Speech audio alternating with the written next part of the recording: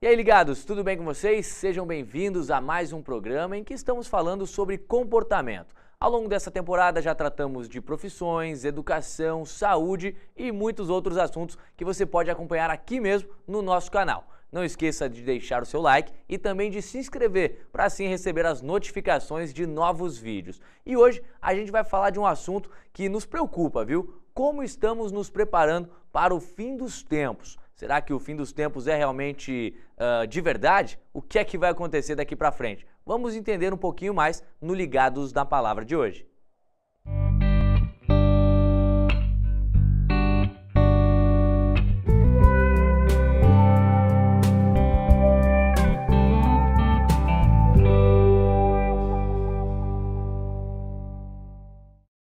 Eu tenho certeza que você já se interessou pelo assunto e por isso que a gente deixou essa conversa tão interessante para esse que é o último programa da temporada do Ligados na Palavra. É a 5ª temporada e infelizmente já chegou ao fim, mas logo em breve teremos muito mais para vocês. E para falar sobre esse assunto, está aqui comigo nos estúdios da Igreja Adventista do Sétimo Dia, pastor Paulo Bravo, que é justamente o pastor geral aqui da igreja em Curitiba. Tudo bem, pastor? Tudo, graças a Deus, Giba. É um prazer, um privilégio estar de volta aqui. Eu gosto muito aqui. Que legal. E eu também gosto muito da sua presença, viu? É, até por isso vou pedir para você orar para a gente, pra gente começar. Então vamos orar. Vamos lá. Orar. Senhor, é muito bom quando a gente pode estudar a Tua Palavra, é muito bom quando podemos te conhecer melhor.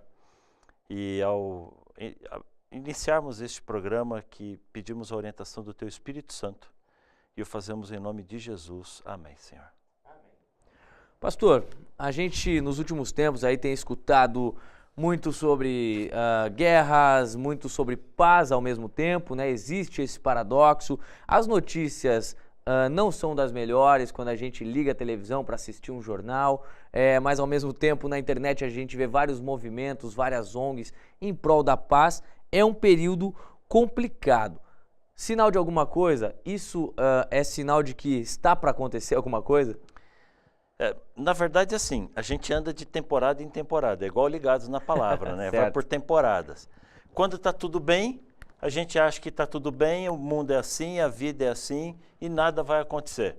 Quando vem uma calamidade, uma catástrofe, um atentado terrorista, uma tsunami, aí, oh meu Deus, é agora, é o fim do mundo. Aí todo mundo lembra da volta de Cristo ou do fim do mundo, mas sempre lembra pelo lado negativo, pelo lado pejorativo. E isso dói no meu coração, e eu imagino que dói no coração de Deus também, ver a atitude das pessoas com apatia em relação aos fatos e o alarmismo desnecessário quando tem alguma coisa que acontece. Pastor, e existe um livro, você está aí com ele inclusive, que fala sobre tudo isso. É a palavra. É a palavra de Deus, né? E como é que essas coisas acontecem aí, nesse prisma vindos da palavra? Então, veja, quando eu olho para a palavra, eu encontro de fato sinais. Os discípulos, Mateus capítulo 24, é um dos textos chaves aqui chave para a gente entender isso daqui. Os discípulos haviam perguntado para Jesus que sinais haveriam, o que ia acontecer, e Jesus falou de uma porção de coisas que aconteceria. Jesus falou de perseguição, Jesus falou de fome, de guerra, de rumores de guerra, Jesus falou de angústia, Jesus falou do sol escurecendo, da lua caindo do céu. E é interessante porque sobre estas coisas, cada coisa dessa que ele descrevia, ele dizia assim, mas isso ainda não é o fim. Esse é o princípio das dores. Estas coisas vão acontecer no tempo do fim. E aí, por fim, ele diz que o amor se esfriará. E quando ele diz que o amor esfriará, ele diz assim, e aquele que perseverar até o fim será salvo. Então, o evangelho do reino será pregado a todo mundo, em testemunha a toda a gente, e então virá o fim.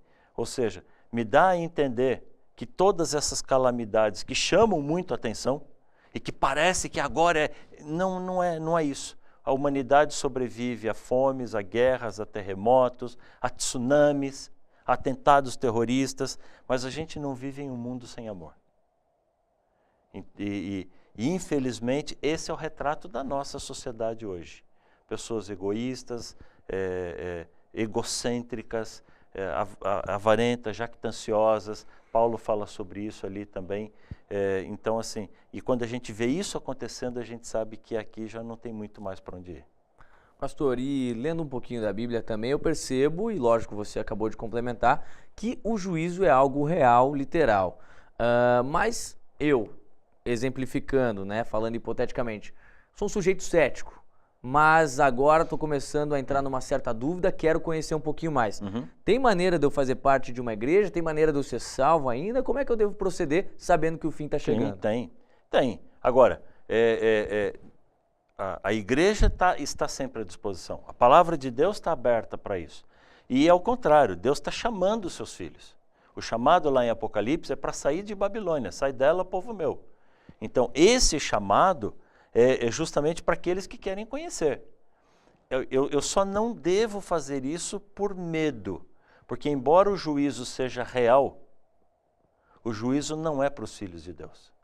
O juízo é para os filhos das trevas, é para os amigos declarados de Satanás. Deus é muito bom, Deus é muito maravilhoso, e o amor de Deus precisa me atrair muito mais do que o medo.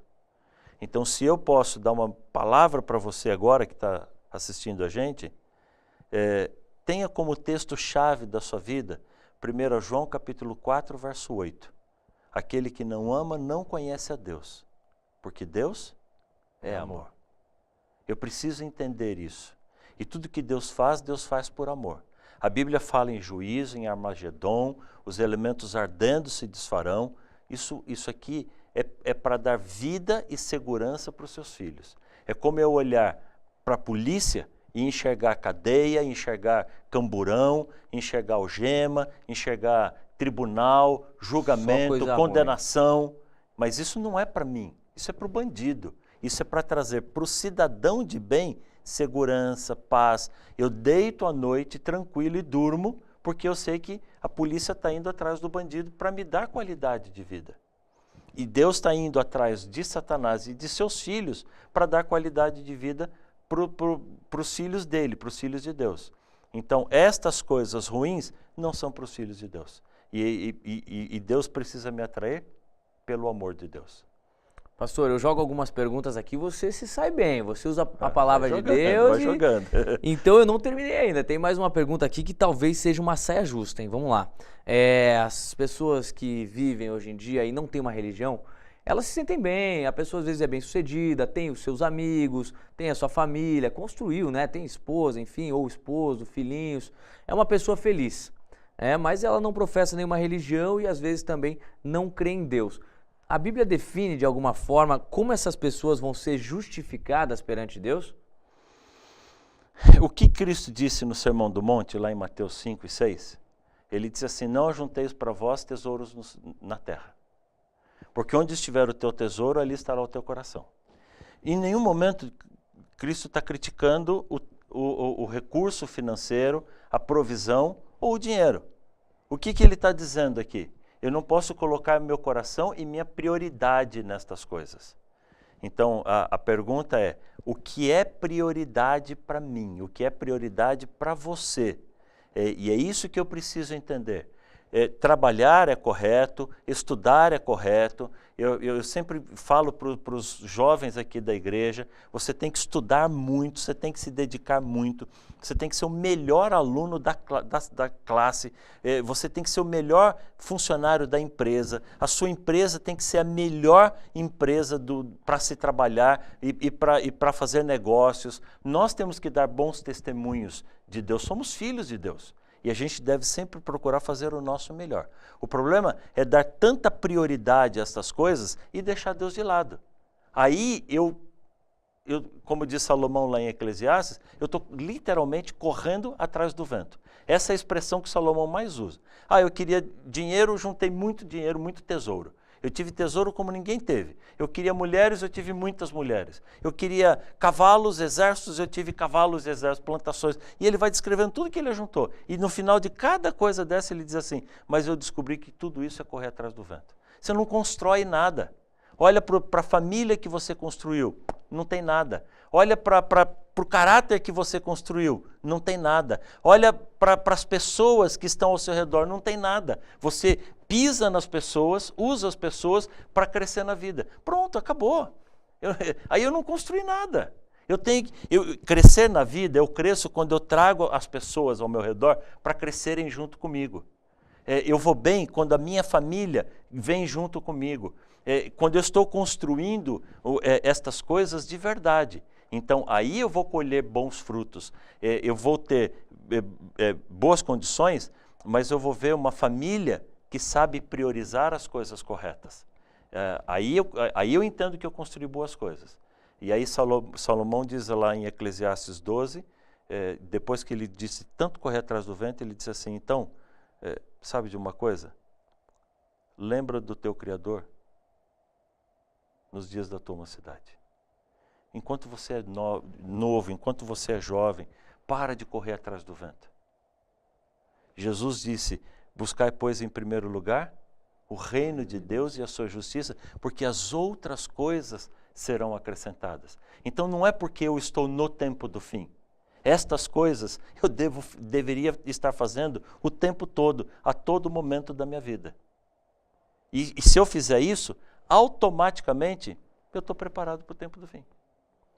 Ok, nós falamos um pouquinho agora das pessoas que não tiveram ainda a oportunidade de conhecer a Deus, vão estudar um pouquinho mais, de repente está nos assistindo, se interessou, vai ver os nossos outros vídeos aí, vai entender um pouquinho melhor do que a gente trata aqui no Ligados.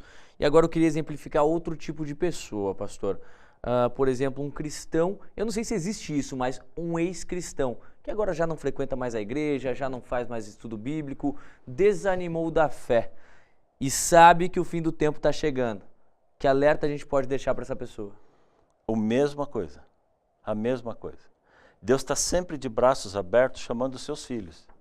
O pecado não é pecado porque Deus implica comigo. O pecado é pecado. Deus define o que é pecado porque aquilo faz mal para mim. E quem está longe de Deus, você que está longe de Deus, você sabe do que eu estou falando. A tua vida não melhorou porque você se afastou de Deus. Você não é mais feliz porque você está longe de Deus. Pelo contrário, há um vazio no ser humano, que você pode jogar quanto dinheiro você quiser, quantas mulheres você quiser, quantos homens quiser. Você pode jogar toda a diversão do mundo e nada vai preencher esse vazio. Esse vazio é tão grande que só Deus é capaz de preencher. Então, já passou da hora da gente voltar para casa. É só olhar a história do filho pródigo. Que exemplifica perfeitamente. Acabou.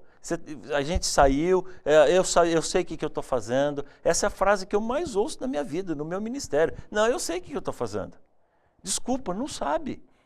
Eu sei o que você está fazendo, está enfiando o pé na jaca. vai quebrar a cara, vai se dar mal. Não tem problema. O Pai continua na porta esperando por você. A pergunta é, por quanto tempo vai continuar comendo bolota de porco? Por quanto tempo vai continuar sofrendo desnecessariamente? E eu, em nome do Pai, também estou de braços abertos para receber os filhos do Senhor. Legal. Pastor Paulo Bravo, a gente fala um pouquinho agora sobre as evidências bíblicas de que realmente estamos vivendo o tempo do fim. O que a Bíblia fala sobre isso? Para a gente deixar mais concretizado. Bom, eu mencionei alguma coisa lá de Mateus capítulo 24. Sim. Ele dá alguns sinais ali, o escurecimento do sol e da lua. Ele fala também da queda das estrelas. Nós temos esses acontecimentos como tendo acontecido ali no final do século XVIII, 1798. Depois a gente pode colocar datas específicas e isso pode aparecer para você aqui. Por que nós consideramos esses momentos e esses movimentos? Porque foi a maior queda de estrelas já registrada, maior queda de meteoritos. Ela foi vista numa imensidão muito grande, que não foi uma queda simples, não foi um acontecimento simples. O escurecimento do Sol também não foi um escurecimento, não há nenhum registro, para essa data, não há nenhum registro de eclipse solar e de eclipse lunar mas os jornais do dia falam que, de repente, as galinhas voltaram para o puleiro, tudo escureceu, a escuridão era densa. As pessoas entenderam, na época as pessoas conseguiram enxergar que aquilo era um cumprimento profético. Assim como o terremoto de Lisboa, que foi o maior terremoto, foi o primeiro grande terremoto dessa história recente. E de novo, as pessoas que viram aquele terremoto entenderam que era o tempo do fim. E o que é que esses fatos narrados aqui em Mateus 24 marcam? A partir dali começou a haver um despertamento para o estudo profético. Então eu vou para Daniel capítulo 12, e Daniel capítulo 12, quando Daniel acabou de escrever o livro, Deus deu uma ordem para ele. Ele disse assim: sela esse livro, fecha esse livro. É o contrário de Apocalipse. Quando João acabou de escrever Apocalipse, ele disse assim: eu não quero que feche esse livro. Aqui ele disse: sela esse livro está fechado. Muita gente vai estudar, o conhecimento vai se ampliar, mas esse livro está fechado, está lacrado até o tempo do fim. Daniel 12, verso 9. Ou seja, quando a partir de 1800, 1810, 1820, começaram a surgir pessoas entendendo, até Isaac Newton estudou as profecias de Daniel, Guilherme Miller começou a pregar um movimento revolucionário, embora ele tivesse alguns errinhos de interpretação profética, mas quando eles decifraram o livro de Daniel, isso era uma marca que a partir dali nós já estávamos vivendo no tempo do fim. Então o tempo do fim começou a partir do final do século XVIII, início do século XIX, ali 1790, 1810, 1820, a partir dali nós estamos vivendo no tempo do fim. Então nós estamos mais ou menos aqui com 210, 220 anos que estamos no tempo do fim ou nos últimos dias. Porque se eu uso o princípio bíblico de dia, ano da profecia, eu vou entender que quando a Bíblia fala dos últimos dias, ele está falando dos últimos anos. Eu não sei quanto tempo dura os últimos anos, eu não sei quanto tempo dura o tempo do fim. Mas uma coisa eu sei, 200 anos depois dele ter começado, já aconteceu muita coisa. Muita profecia já se cumpriu e a gente entende que a gente vai a passos largos para o fim do tempo do fim.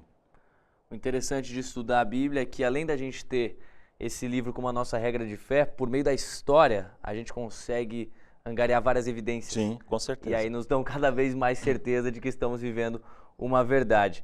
Pastor Paulo Bravo, para a gente fechar, já resgatamos aí os céticos, já falamos também dos cristãos que estão buscando seu caminho de volta. Glória a Deus por isso. E agora, para as pessoas que também estão nesse bolo aí, como todos que vivem no mundo atualmente, qual é o passo a passo para se preparar e enfrentar o tempo do fim?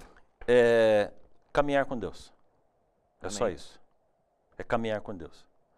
A gente espera um grande acontecimento para fazer uma grande mudança. E isso está errado. Eu luto muito com peso. Meu peso pessoal. Nenhuma grande mudança vem de uma grande dieta. Eu já entendi que eu preciso cuidar a minha vida inteira disso. Dia a dia. Dia a dia, passo a passo. Todos os dias. Fazendo atividade física, controlando aquilo que eu como. É assim que eu vivo na vida espiritual. Toda vez que eu espero acontecer uma grande coisa para fazer uma grande mudança, eu estou num processo de letargia espiritual que me leva sempre para muito longe de Deus. É a pessoa que faz uma dieta muito pesada, consegue perder peso, e quando acaba a dieta, ele encerra a dieta, volta a comer tudo o que fazia, volta para os mesmos hábitos, ganha tudo de volta. A medicina chama isso de efeito sanfona. E o efeito sanfona é pior para a saúde do que a obesidade. Então, o efeito sanfona da vida espiritual, ele é terrível. Então, eu não posso. Como é que eu me preparo para a volta de Jesus? É caminhando dia a dia com o Senhor. Até porque eu não sei quanto tempo falta para Cristo vir à Terra, mas muito menos eu sei quanto tempo eu tenho para mudar a minha vida. Quanto tempo eu tenho para pregar o Evangelho. Então, eu tenho que pregar o Evangelho como se hoje fosse meu último dia. Eu tenho que buscar a Deus como se hoje fosse meu último dia. E se Deus me der um amanhã, eu vou fazer tudo isso de novo. E eu vou viver bem. Então, eu separei, eu enumerei 7 Cs. da comunhão cristã. Isso não é uma regra. Eu não estou impondo isso para ninguém. Isso é o que estou buscando fazer. Como você vai fazer, se você concorda comigo, se você discorda de mim, se você quer tirar alguma coisa daqui, se você quer acrescentar alguma coisa, não tem nenhum problema. O importante é, faça o seu checklist. Tenha em mente o que você quer fazer, qual é o teu alvo, qual é o teu propósito para você viver com Deus a cada dia. Então, o primeiro C, que eu coloquei na minha lista aqui, Salmo 37, verso 5. Entrega o teu caminho ao Senhor, confia nele, e o mais ele fará. Perfeito. Então, o primeiro C é consagração. Todos os dias eu preciso começar o dia com Deus. A primeira coisa que eu faço de manhã, quando eu percebo que eu estou acordando, que eu tenho consciência, ainda até meio sonolento, ainda às vezes de olho fechado, deitado, é consagrar minha vida ao Senhor. Falar, Senhor, eu sou teu. Para o dia de hoje eu consagro minha vida. Essa entrega a Deus, ela precisa ser diária. Diária. O segundo C está aqui mesmo, nesse texto. Porque ele diz assim, entrega o teu caminho ao Senhor e confia nele. Ou seja, se eu confiei, se eu me entreguei, se eu me consagrei ao Senhor, que é o primeiro C, eu preciso fazer isso com comprometimento. Esse é o segundo C. Eu preciso ter comprometimento, resiliência, ter convicção de que eu me entreguei nas mãos do Senhor e vou servir ao Senhor, vou confiar nele, custe o que custar, porque as batalhas vão vir. E a minha tendência é sair do caminho, é buscar atalho. E a hora que eu busquei atalho, eu vou quebrar a cara. Então eu não posso fazer isso. Eu preciso me consagrar ao Senhor e eu preciso caminhar com Ele. Eu preciso ter certeza, convicção daquilo que eu fiz. Então o primeiro C é consagração, o segundo é comprometimento. Aí vem o terceiro C, que lá em João 5,39, Cristo diz assim, examinai as Escrituras. Eu preciso conhecer. O terceiro C é o conhecimento. Eu preciso conhecer a Deus estudando a sua palavra. Então, eu me consagro ao Senhor, eu faço isso com confiança, com comprometimento, com resiliência, e então agora eu vou conhecer o Senhor através da palavra dele. Aí vem o quarto C, que é a conversa, é o diálogo, através da oração. Cristo era completamente dependente do Pai. Cristo passava noites em oração, mas ele era o Deus. Se Deus encarnado, Cristo, o Emanuel, Deus conosco, era tão dependente da oração, imagine o quanto eu sou dependente, imagine o quanto você é dependente, meu amigo. Então eu preciso conversar com Deus através da oração. Depois o quinto C é o convívio cristão. Eu preciso comungar com as pessoas. Nós tivemos um programa, alguns programas atrás, falando sobre a igreja. A importância de ir à igreja, de frequentar uma igreja, porque eu não sou uma ilha. E ao conviver com as pessoas, eu tenho que ter paciência com eles, assim como eles vão ter paciência comigo. Mas esse convívio, onde nós nos amamos, onde nós nos entregamos uns aos outros, nós nos apoiamos para crescer juntos e estar preparado para o céu. Aliás, Cristo falou que o mandamento dele é esse, está lá em João capítulo 14, ele repete em João capítulo 15, o meu mandamento é esse, que vos ameis uns aos outros. A gente precisa desenvolver isso. Perfeitamente. E aí vem o sexto C, que é a comissão evangélica, Mateus capítulo 28. Portanto, ide e pregai esse evangélico. Eu preciso cumprir o meu papel, junto com os meus amigos, junto com os meus irmãos, de levar essa mensagem. Até que, por fim, vem o sétimo C, que é confiar na promessa. Ele prometeu que vai voltar. João capítulo 14, na casa de meu pai, há muitas moradas. E se não fosse assim, eu teria dito isso a vocês, mas vou preparar lugar. E quando eu for e vos preparar lugar, eu virei outra vez e vos levarei para mim mesmo. Essa promessa é maravilhosa. Isso não é promessa, isso é uma certeza. Isso vem de Deus. Não existe nada de insegurança, não existe nada de possibilidade, não existe nada que possa mudar isso. Ele vai voltar. Então eu preciso confiar nisso daqui e viver todos os dias me preparando para a volta de Cristo. Esses são os meus Cs. Eu não sei se você anotou isso daqui, ou se você quer mudar, se você quer adaptar, mas estas são as coisas que eu faço diariamente. Vamos complicar a vida do editor, repete os 7 em sequência para ver se ele coloca aqui embaixo, então, para as pessoas anotarem. Primeira coisa, eu vou me entregar no Senhor. Eu vou consagrar minha vida ao Senhor. O segundo, depois que eu consagrei minha vida ao Senhor, eu vou fazer isso com comprometimento. Entrega o teu caminho ao Senhor, confia nele. Confia nele. A partir daí, porque eu preciso ter determinação, que é isso que eu fiz. Então aí o terceiro C é conhecer a Deus através do estudo da sua palavra. Depois que eu estudei a palavra de Deus, agora eu vou conversar com Ele através da oração. Ao conversar com Ele, eu vou pedir que Ele me ajude a amar as pessoas, então eu vou conviver com as pessoas que o Senhor me deu.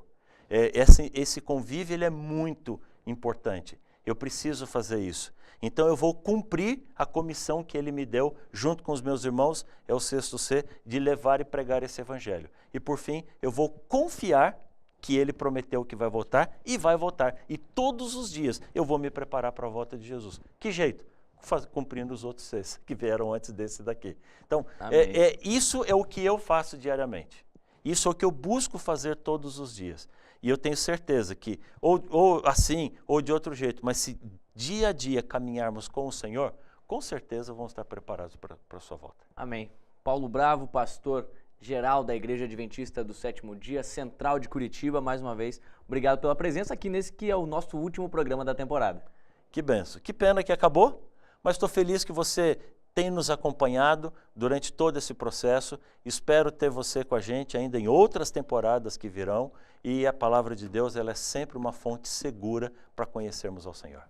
E você que está aí, muito obrigado pela sua audiência, pela sua companhia. Espero que você esteja também se preparando para enfrentar esses últimos dias que nós tratamos por aqui. E não esqueça de se inscrever no nosso canal. É o último programa da temporada, mas logo, logo tem mais ligados na palavra por aí que você vai poder acompanhar. E lógico, tem o nosso material de antes, que você vai poder ver vários profissionais, vários outros pastores também, falando de assuntos do cotidiano, de comportamento, de saúde, enfim, o que você se interessar, com certeza você vai achar aqui na descrição do vídeo. Deixa também o seu like, comenta aqui embaixo, pois a sua participação é muito importante pra gente. Eu me despeço de vocês e, lógico, te encontro na próxima temporada, sempre ligados na palavra.